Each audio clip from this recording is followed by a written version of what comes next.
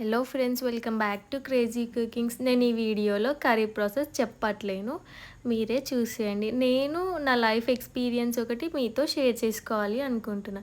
అదేంటంటే, నాకు slate pencils తినే అలవాటు ఉంది. నేను 5th క్లాస్ నుండి తింటుండే. ఇప్పుడు నేను బీటెక్ ఫైనల్ ఇయర్. స్టిల్ ఇప్పటికి కూడా తింటున్నా, బట్ మానేసా. ఎందుకంటే ఇవాళే హాస్పిటల్ వెళ్ళి వచ్చా. ఇంతకుముందు కూడా హాస్పిటల్ వెళ్ళిన, హాస్పిటలైజ్డ్ అయినా, బ్లడ్ కూడా ఎక్కిచ్చిర్రు. బట్ అయినా నేను అవేవి పట్టించుకోలే. ఎందుకంటే నేను అంత ఎడిక్ట్ అయిపోయా. కానీ చాలా డేంజర్ స్లేట్ పెన్సిల్ తినడం. ఎవ్వరైనా ఎట్లా చెప్తారంటే స్లేట్ పెన్సిల్స్ తినొద్దు, తింటే పురుగులైతాయి ఇట్లా చెప్తారు. మనం అది పట్టించుకోము, ఎందుకంటే పురుగులైతాయి అట్లేం కావులే అనుకుంటాం. నేను కూడా అట్లే అనుకున్నా.